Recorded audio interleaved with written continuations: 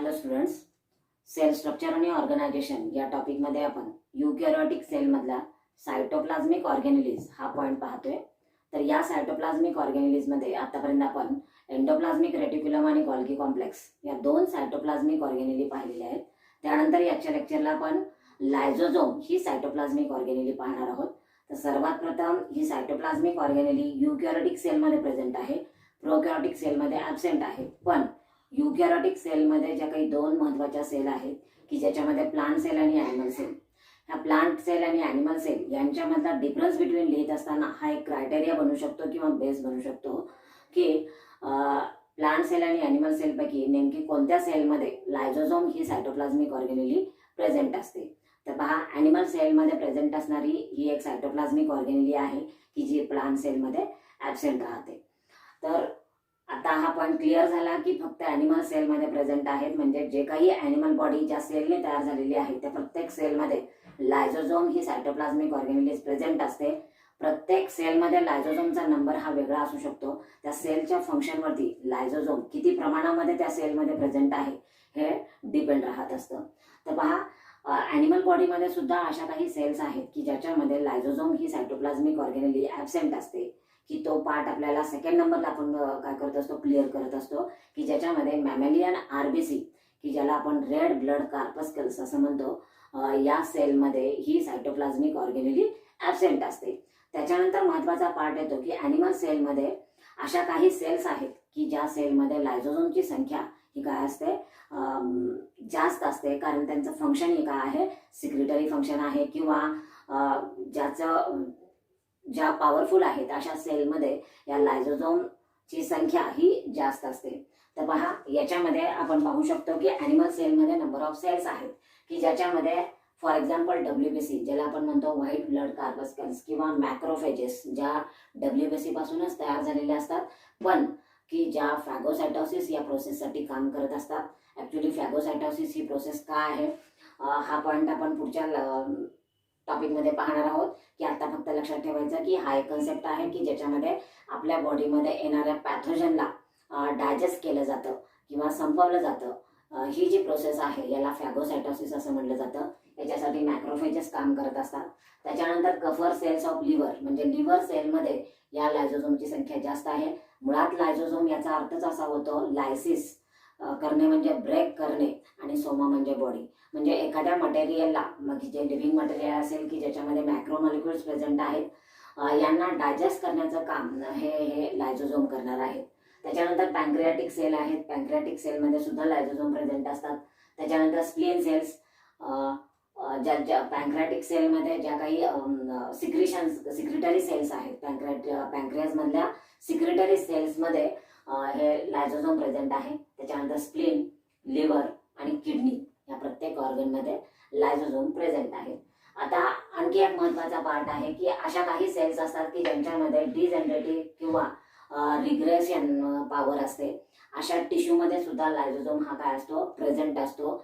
म्हणजे तो ब्रेक होणारा किंवा ज्याची कमकुवत आहे की ज्याला म्हटलं जातं रिग्रेसिंग असं म्हटलं जातं पॉवर, आणि त्या ऑर्गन किंवा टिश्यूच्या जागी परत आणखी काय होणार आहे, रिपेअरिंग प्रोसेसमध्ये तो ऑर्गन परत येणार आहे. असे काही जे ऑर्गन असतात की ज्यांच्यामध्ये लायझोझोम प्रेझेंट असतो. फॉर एक्झाम्पल त्याचं दिलेलं आहे टॅडपोल्स टेल. टॅडपोल म्हणजे काय आहे, फ्रॉगचा लार्वा आहे, आणखी ज्याच्यामध्ये मेटामॉर्फोसिस प्रोसेस होत असताना त्याची जी टेल आहे ती निघून जात असते. अशा टिश्यूमध्ये हा लायझोझोम हा प्रेझेंट असतो. याच्यावरती नीटच्या एक्झाममध्ये आपल्याला ऑब्जेक्टिव्ह टाईपचा क्वेश्चन हा विचारला गेलेला आहे की जो टॅडपोलचा टेल आहे की ज्याच्यामध्ये त्या टॅडपोल टेलमध्ये जो काही टिश्यू प्रेझेंट आहे त्याच्यामध्ये ज्या काही सेल्स प्रेझेंट असतील त्या सेलमध्ये लायझोझोम नावाची सायटोप्लाझमिक ऑर्गॅनिली ही प्रेझेंट असते. त्याच्यानंतर महत्त्वाचा पार्ट आहे की लायझोझोम हे कशापासून तयार होतात. जसं आपण गोल्गी कॉम्प्लेक्स, एंडोप्लाझमिक रेटिक्युलम पाहिलं की एक कॉम्प्लेक्स किंवा असेंबल्ड स्ट्रक्चर आहे की जे सिस्टरने वेसिकल्स, ट्युब्युल्स किंवा व्हॅक्युअल्स याच्यापासून तयार झालं. तसंच लायझोझोम हे सिंगल मेम्ब्रेन स्ट्रक्चर आहे. हे कोणापासून तयार झालं, तर आपण लास्ट लेक्चरपासून पाहतोय एंडोप्लाझमिक रेटिक्युलमच्या जवळ गोल्गी कॉम्प्लेक्स, आणि एंडोप्लाझमिक रेटिक्युलम हे न्यूक्लिअर मेम्ब्रेन आणि सेल मेम्ब्रेन यांच्यामधलं कनेक्शन आहे. तर या दोघांच्या कोऑर्डिनेशन मॅनरनी हे काय होत असतं, लायझोझोम तयार होत असतात. जनरली लायझोझोम हे व्हॅक्युअलच्या फॉर्ममध्ये असतात. जेव्हा आपण पाहिलं एंडोप्लाझ्मिक रेटिक्युलमचं फंक्शन, की एंडोप्लाझ्मिक रेटिक्युलम जेव्हा ट्रान्झिशनल वेसिकल्स तयार करतात आणि की ज्याच्यामध्ये मटेरियल्स प्रेझेंट असतं, त्या मटेरियलचं पॅकिंग हे गॉल्गी कॉम्प्लेक्स करतात आणि गॉल्गी कॉम्प्लेक्सचा जे काही दोन फेस आहेत, सिस आणि ट्रान्स, या ट्रान्स फेजमधून व्हॅक्युअल्स हे काय होत असतात, गॉल्गी कॉम्प्लेक्स पासून बाजूला होतात आणि हे जे व्हॅक्युअल्स आहेत ज्याला म्हटलं जातं लायझोझोम. म्हणजेच लायझोझोम फॉर्मेशनची जी प्रोसेस आहे ही एंडोप्लाझ्मिक रेटिक्युलम आणि गॉल्गी कॉम्प्लेक्स यांच्या कोऑर्डिनेशन मॅनरनी काय होत असते. तर पहा, एंडोमेम्ब्रेन सिस्टीम मध्ये एंडोप्लाझ्मिक रेटिक्युलम, गॉल्गी कॉम्प्लेक्स आणि त्याच्यानंतर महत्वाची येणारी सायटोप्लाझ्मिक ऑर्गेनेली ही लायझोझोम आहे. हा पॉइंट क्लिअर झाला. लायझोझोम हा एंडोप्लाझ्मिक रेटिक्युलम आणि गॉल्गी कॉम्प्लेक्स मुळे तयार होतो, की जो व्हॅक्युअलच्या फॉर्ममध्ये आहे. पुढे आता या व्हॅक्युअल्समध्ये किंवा वेसिकलमध्ये नेमकं काय प्रेझेंट असतं, तर या वेसिकल्समध्ये जे फ्लुइड प्रेझेंट असतं ज्याला म्हटलं जातं हायड्रोलॅटिक एन्झाईम असं म्हटलं जातं. म्हणजे लायझोझोम इज अ फुल ऑफ काय म्हटलं जातं, हायड्रोलॅटिक एन्झाईम असं म्हटलं जातं. आता हे हायड्रोलॅटिक एन्झाईम म्हणजे काय, तर या हायड्रोलॅटिक एन्झाईममुळे एक्स्ट्रा सेल्युलर आणि इंट्रासेल्युलर डायजेशन होत असतं. मुळात हायड्रोलॅटिक एन्झाईम याचा अर्थ काय होतो, की असं जे एन्झाईम जे हायड्रोलायसिस या प्रोसेससाठी काम करत असतं किंवा ती रिॲक्शन कॅटलिस्ट करत असतं.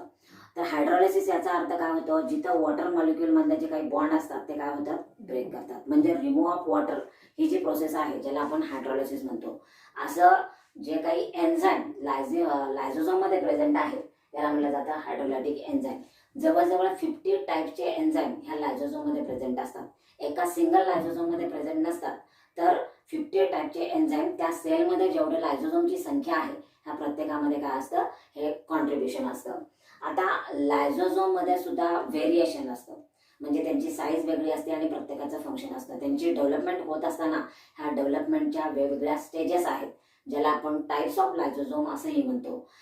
या त्यांच्या डेव्हलपमेंटल स्टेजेसनुसार त्यांची साईज बदलत असते. म्हणून लायझोझोमची फॉर्मेशनची जी प्रोसेस आहे ज्याला म्हटलं जातं पॉलीमॉर्फिझम. पॉली याचा अर्थ होतो मेनी आणि मॉर्फिझम याचा अर्थ होतो स्ट्रक्चर. म्हणजे यांच्यामध्ये स्ट्रक्चरल व्हेरिएशन आहे, म्हणून याला काय म्हटलं जातं, पॉलीमॉर्फिझम असं म्हटलं जातं. आता लायझोझोम मध्ये प्रेझेंट असलेला हायड्रोलॅटिक एन्झाईम, हे हायड्रोलॅटिक एन्झाईमची काही नावं दिलेली आहेत, की ज्याच्यामध्ये फॉस्फेटेज आहे, प्रोटीएजेस आहे, सल्फटेज आहे, पेप्टायडेज आहे, न्यूक्लियस आहे, लायपेज आहे आणि त्याच्यानंतर कार्बोहायड्रेज आहे. हे सगळे काय आहेत, लिव्हिंग आहेत आणि जे आपण इंटेक ऑफ फूड करत असतो. आणि या फूडसाठी लागणारे जे एन्झाईम आहे हे या लायझोझोम मध्ये प्रेझेंट असतं. म्हणजे हा पार्ट झाला की हायड्रोलॅटिक एन्झाईमचे एक्झाम्पल. सुरुवातीला आपण पाहिलं की नेमकं कोणत्या सेल्समध्ये लायझोझोमची संख्या ही काय आहे, अधिक आहे किंवा जास्त आहे. सुरुवातीला आपण पाहिलं लायझोझोम ही कोणत्या सेलमध्ये प्रेझेंट असते, प्लांट सेल की ॲनिमल सेल. मग ॲनिमल सेलमध्ये नेमकं कोणामध्ये ॲब्सेंट असते. लायझोझोम हा नेमका कोणत्या सायटोप्लाझ्मिक ऑर्गॅनिझममुळे तयार झालेला आहे आणि लायझोझोम याच्यामध्ये कोणते एन्झाईम्स प्रेझेंट असतात, त्या एन्झाईमला काय म्हटलं जातं, हायड्रोलॅटिक एन्झाईम असं म्हटलं जातं. आता जे काही हायड्रोलॅटिक एन्झाईम प्रेझेंट आहेत यांना ऍसिड हायड्रोलेजेस असं म्हटलं जातं. या हायड्रोलॅटिक एन्झाईमची एक प्रॉपर्टी राहते, ऍसिडिक मिडियमला सुद्धा त्यांच्यामध्ये डायजेशन ही प्रोसेस होत असते किंवा त्यांचं वर्क होत असतं. म्हणजे ऍसिडिक मिडियम ला सुद्धा हे काम करतात की ज्यांचा pH हा 4.5 आहे. अशा वेळेला सुद्धा या हायड्रोलॅटिक एन्झाईमची ऍक्शन होत असते. म्हणजेच लायझोझोम हे वर्किंग कंडिशन मध्ये असतात तेव्हा, म्हणून याला म्हटलं जातं ऍसिड हायड्रोलेजेस असं म्हटलं जातं. त्याच्यानंतर जसं आपण सांगितलं की या लायझोझोमचे वेगवेगळे स्ट्रक्चरल फॉर्म आहेत किंवा ज्याला आपण डेव्हलपमेंटल स्टेजेस असं म्हणू. या डेव्हलपमेंटल स्टेजेसवरून त्याला पॉलीमॉर्फिझम असं म्हटलेलं आहे. पण या डेव्हलपमेंटल स्टेजेसवरून त्यांचे 3 टाईप तयार झालेले आहेत. कोणते 3 टाईप, की पहिला जो प्रकार आहे ज्याला म्हटलं जातं प्रायमरी लायझोझोम, सेकंड वन आहे ज्याला सेकंडरी लायझोझोम आणि थर्ड वन आहे त्याला रेसिड्युअल लायझोझोम किंवा याला टर्शरी लायझोझोम असंही म्हटलं जातं. सुरुवातीला आपण पाहू प्रायमरी लायझोझोम म्हणजे काय. लायझोझोम याचा अर्थ हायड्रोलॅटिक एन्झाईमनी फुल असलेली काय असणार आहे, बॅग असणार आहे, जी एंडोप्लाझ्मिक आणि गॉल्गी कॉम्प्लेक्स यांच्या मदतीनं तयार झालेली आहे. की म्हणजेच गॉल्गी कॉम्प्लेक्सचा जो काही ट्रान्सफेज आहे याच्यापासून जे काही व्हॅक्युअल्स निघणार आहेत हे म्हणजे काय असणार आहे, लायझोझोम असणार आहेत. तर प्रायमरी लायझोझोम म्हणजे काय की ज्याचं स्ट्रक्चर हे स्मॉल इन साईज आहे, की ज्याच्यामध्ये हायड्रोलायटिक एन्झाईम हे ग्रॅन्युलच्या फॉर्ममध्ये आहेत, ग्रॅन्युलच्या फॉर्ममध्ये आहेत आणि त्यांची अटॅचमेंट ही एंडोझोम एखाद्या मेम्ब्रेनस एंडोझोमला असू शकते आणि याच्यामध्ये प्रेझेंट असलेले जे एन्झाईम असतात हे इनॅक्टिव्ह फॉर्ममध्ये असतात. एन्झाईम नेहमी कोणतेही एन्झाईम हे ऍक्टिव्ह फॉर्ममध्ये कधीच नसतात, तर ते इनॅक्टिव्ह फॉर्ममध्ये असतात. जेव्हा एन्झाईमला स्पेसिफिक सबस्ट्रेट मिळत असतो तेव्हाच ते एन्झाईम काय होत असतं, ऍक्टिव्ह होत असतं. त्याच्यानंतर सेकंडरी लायझोझोम, यालाच हा पार्ट आपल्यासाठी महत्वाचा आहे, सेकंडरी लायझोझोमचं फंक्शन. सेकंडरी लायझोझोम यालाच हेट्रोफॅगोसोम्स असंही म्हटलं जातं किंवा फॅगोलायझोझोम असंही म्हटलं जातं, किंवा आपल्यासाठी महत्वाचा आणि सगळ्यात सोप्या पद्धतीने लक्षात ठेवण्यासाठी हा पॉइंट आहे ज्याला म्हटलं जातं डायजेस्टिव्ह व्हॅक्युअल्स. डायजेस्टिव्ह व्हॅक्युअल्स. तर पहा, इमॅजिन करायचं, सेलचं स्ट्रक्चर आपल्या समोर आणायचं. सेलमध्ये सेंट्रली प्लेस्ड न्यूक्लियस आहे, न्यूक्लियसच्या बाजूला गॉल्गी कॉम्प्लेक्स आहे, एंडोप्लाझ्मिक रेटिक्युलम आहे. एंडोप्लाझ्मिक रेटिक्युलम आणि गॉल्गी कॉम्प्लेक्स यांच्या जवळ जे व्हॅक्युअल्स प्रेझेंट आहेत, जे फुल ऑफ हायड्रोलायटिक एन्झाईमचे आहेत, हे लायझोझोम आहेत. तर पहा, हे जे लायझोझोम आहेत, सेकंडरी लायझोझोम, यांना डायजेस्टिव्ह व्हॅक्युअल असं म्हटलं जातं. म्हणजेच हे सायटोप्लाझम मध्ये प्रेझेंट आहे. तर सायटोप्लाझम मध्ये एनर्जी एंट्री आहे, फूडची एंट्री, ही या सेकंडरी लायझोझोम मध्ये जाते, म्हणून याला म्हटलं जातं डायजेस्टिव्ह व्हॅक्युअल. जेव्हा फूड हे लायझोझोम मध्ये प्रेझेंट असतं तेव्हाच त्या लायझोझोमला सेकंडरी लायझोझोम किंवा डायजेस्टिव्ह व्हॅक्युअल असंही म्हटलं जातं किंवा हेट्रोफॅगोसोम्स असंही म्हटलं जातं. आता डायजेस्टिव्ह व्हॅक्युअल याचा अर्थ हायड्रोलायटिक एन्झाईम प्लस फूड प्रेझेंट आहे, म्हणून याला म्हटलं जातं डायजेस्टिव्ह व्हॅक्युअल. आता त्या एन्झाईमची ऍक्शन ही फूडवरती होत असते आणि फूडचं डायजेशन होतं.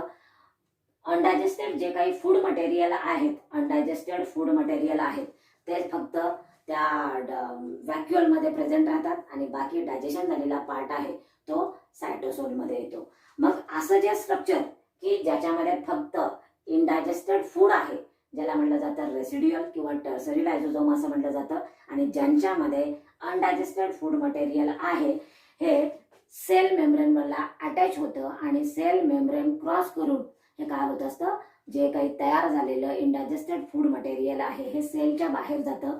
या प्रोसेसला म्हटलं जातं एक्झोसायटोसिस. म्हणजे या फंक्शनवरून आपल्याला लक्षात येतं की याच्यामध्ये फक्त एन्झाईम प्रेझेंट आहे, याच्यामध्ये एन्झाईम प्लस फूड आहे आणि याच्यामध्ये फक्त रेसिड्युअल बॉडीज प्रेझेंट आहेत. आणि जेव्हा रेसिड्युअल बॉडीज शिल्लक राहतात तेव्हा त्या सेलच्या बाहेर किंवा सेलच्या सायटोप्लाझम मध्ये या बॅग काय होतात, एम्प्टी होतात. आता ह्या प्रोसेस म्हणजे मेटाबॉलिक ऍक्टिव्हिटीज किंवा इंटरनल एन्व्हायरमेंटमध्ये ह्या प्रोसेस होत असताना एक प्रकारचं डेब्रिस तयार होतं, ज्याला आपण कचरा असंही समजूया, सेलमध्ये तयार होणारा कचरा. तर हा कचरा क्लीन करण्याचं काम सुद्धा कोण करणार आहे, लायझोझोम, कारण लायझोझोम मध्ये हायड्रोलायटिक एन्झाईम आहे. आता आपल्याला असं वाटत असेल की हे जे लायझोझोम ऍक्टिव्ह कधी होतात, जेव्हा त्यांना सबस्ट्रेट मिळतो. सबस्ट्रेट जर ऍबसेंट असेल तर लायझोझोम कधीही ऍक्टिव्ह नसतात किंवा लायझोझोम मधून एन्झाईम हे काय होत नाही, रिलीज होत नाही. म्हणजे ऍक्सिडेंटल केसमध्ये सायटोसोलमध्ये जर लायझोझोम जर सिक्रेट जर झाला तर ती सेल काय होऊ शकते, निकामी होऊ शकते, कारण सगळंच मेम्ब्रेन काय होऊ शकतं, डॅमेज होऊ शकतं, की ज्याला ऑटो डायजेशन असंही म्हटलं जातं ऍक्सिडेंटल केसमध्ये. का? कारण त्याचा जो पीएच आहे, सायटोसोलचा जो पीएच आहे तो ऍसिडिक नसतो. हे जे एन्झाईम आहेत हे ऍसिडिक मीडियमला काम करत असतात. म्हणजे हे झाले 3 टाईप, प्रायमरी, सेकंडरी आणि टर्सरी. हा पॉईंट नीटच्या दृष्टीने आपल्यासाठी फार महत्वाचा आहे. प्रायमरी कोणाला म्हणायचं, सेकंडरी कोणाला म्हणायचं आणि त्याच्यानंतर रेसिड्युअल कोणाला म्हणायचं. आता पहा, रेसिड्युअल ज्या काही बॉडीज आहेत किंवा टर्सरी लायझोझोम आहेत, यांच्यामध्ये प्रेझेंट असलेलं मटेरियल जर सेलच्या बाहेर जर गेलं नाही आणि त्याचं सेलमध्ये जर डिपॉझिशन जर झालं तर अशामुळे काय होऊ शकतात, स्टोरेज डिसीज होऊ शकतात. आणि या स्टोरेज डिसीजेसमध्ये फॉर एक्झाम्पल आहे हिपॅटायटिस, पॉलिनेफ्रायटिस किंवा एजिंग प्रॉब्लेम किंवा ब्रेनचे काही प्रॉब्लेम आहेत की ज्याच्यामध्ये इनॅडिक्वेट सप्लाय ऑफ लायपेज, म्हणजे लायपेज एन्झाईमच्या, म्हणजे लायपेज हे हायड्रोलायटिक एन्झाईम आहे जे लायझोझोम मध्ये प्रेझेंट असतं. तर लायपेज एन्झाईमच्या ॲब्सेन्सीमुळे सुद्धा फॅटचं डिपॉझिशन हे ब्रेनमध्ये होतं. म्हणजे ऍक्च्युली हे डिपॉझिशन व्हायला नाही पाहिजे, तेव्हा तिथं ॲक्युमुलेशन होऊ शकतं. म्हणजे जेव्हा स्टोरेज डिसीजमध्ये अशा पद्धतीचे, ज्याला म्हटलं जातं टिसच्या असा एक डिसीज आहे, टेस्टच्या असा डिसीज आहे, हा एक ब्रेन डिसीज किंवा ज्याला जेनेटिक डिसऑर्डर असंही म्हटलं जातं, की ज्याच्यामध्ये ब्रेनमध्ये फॅटचं डिपॉझिशन होतं. म्हणजे रेसिड्युअल बॉडी ज्या काही आहेत किंवा अनडायजेस्टेड फूड आहे हे सेलच्या बाहेर गेलं तरच काय होऊ शकतं, ती सेल क्लीन राहू शकते. हा झाला प्रायमरी फंक्शन मधला पार्ट. त्याच्यानंतर लायझोझोमच्या बाबतीमध्ये यांना ॲटोफॅगिक व्हॅक्युअल्स असंही म्हटलं जातं. ॲटोफॅगिक व्हॅक्युअल्स, जेव्हा एखादा लायझोझोम हा काय करत असतो की ज्याला ऑटोलायसिस असंही म्हटलं जातं, म्हणजे ज्यांचे मेम्ब्रेन ब्रेक झालेले असतात किंवा वॉर्नआउट सेल्स असतात की ज्यांचा एक लिव्हिंग स्पॅन आहे तो कम्प्लीट होत आलेला आहे, अशा ज्या सेल्स आहेत आणि यांच्या बॉडीमधून जर हायड्रोलायटिक एन्झाईम जर रिलीज जर झालं तर ते स्वतःचीच बॉडी स्वतः काय करू शकतात, नष्ट करू शकतात, ज्याला ॲटोफॅगिक असंही म्हटलं जातं किंवा याला सुसायडल बॅग्स असंही म्हटलं जातं. किंवा काय काय वेळेला असं होऊ शकतं की जे सेल डेब्रिस निकामी करण्याच्या प्रयत्नामध्ये ज्या काही सेल ऑर्गेनेलिज आहेत, फॉर एक्झाम्पल प्लांट आणि ॲनिमल सेलमध्ये येणाऱ्या ज्या काही सायटोप्लाझमिक ऑर्गेनेलिज आहेत आणि ज्यांचा लाईफ स्पॅन संपत आलेले आहेत किंवा ज्या वॉर्नआउट आहेत, अशा सेलला निकामी करण्याचं काम हे लायझोझोमचं असतं. अशा वेळेला काय होतं की जी सायटोप्लाझमिक ऑर्गेनेलिज आहे त्याच्या साईडला नंबर ऑफ लायझोझोम एकत्र येतात आणि हायड्रोलायटिक एन्झाईमची ॲक्शन होते आणि ती सेल ती सायटोप्लाझमिक ऑर्गेनेली ही डायजेस्ट केली जाते. डायजेस्ट झाल्यानंतर जे काही डायजेस्टेड मटेरियल आहे ते सेलच्या सायटोप्लाझममध्ये मिक्स होतं. याच्यामध्ये लिव्हिंग मॅटर की ज्याच्यामध्ये प्रोटीन असेल, काही असतील, जे काही लिव्हिंग मॅटर आहे तो रिसायकलिंग प्रोसेससाठी म्हणजे नेक्स्ट सायटोप्लाझमिक ऑर्गेनेलीच्या प्रोसेससाठी वापरला जातो. म्हणून याला रिसायकलिंग सेंटर असंही म्हटलं जातं. रिसायकलिंग सेंटर, याला ॲटोफॅगिक व्हॅक्युअलही असं म्हटलं जातं. त्याच्यानंतर याला सुसायडल बॅग असंही म्हटलं जातं. म्हणजे इतरांना नष्ट करण्याच्या सोबत ते स्वतःला सुद्धा नष्ट करतात किंवा स्वतः नष्ट होतात, म्हणून याला म्हटलं जातं सुसायडल बॅग, एक प्रकारची आत्महत्या, ज्याला सुसायडल बॅग असं म्हटलं जातं. की हे सगळ्या प्रोसेस का होतात, कारण यांच्यामध्ये हायड्रोलायटिक एन्झाईम्स असतात. हे हायड्रोलायटिक एन्झाईम कोणताही लेअर ब्रेक करू शकतात, पण लायझोझोमचं स्वतःचं जे कवरिंग आहे की ज्याच्यामध्ये प्रोटीन्स असतात, हे प्रोटीन मात्र हायड्रोलायटिक एन्झाईम डायजेस्ट करू शकत नाहीत. त्याच्यानंतर इथं दिलेलं आहे की digested products are made available for cell for new synthesis, म्हणजे रिसायकलिंग प्रोसेससाठी.